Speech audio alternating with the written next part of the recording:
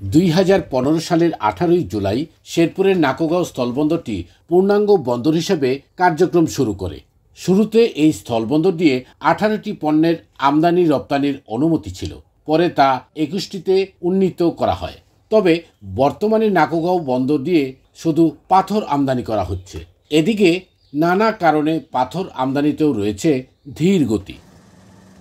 ব্যবসায়ীদের অভিযোগ, পণ্য পরিবহনে ভারতীয় অংশে চাঁদাবাজি আর বাংলাদেশে জাতীয় রাজস্ব বোর্ডের অসহযোগিতার কারণেই পাথর ব্যতীত অন্য কোনো পণ্য আমদানি রপ্তানি হচ্ছে না।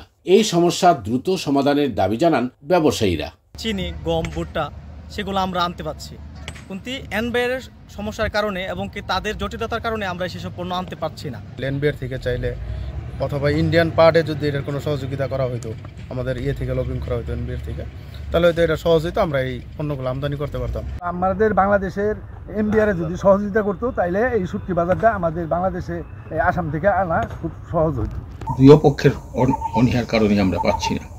আবার আমরা যখন প্লাস্টিক আইটেম আমরা রপ্তানি করতে পারছি, ভারতীয় কাস্টমসের অনীহার কারণে আমরা এটা পারতেছি না।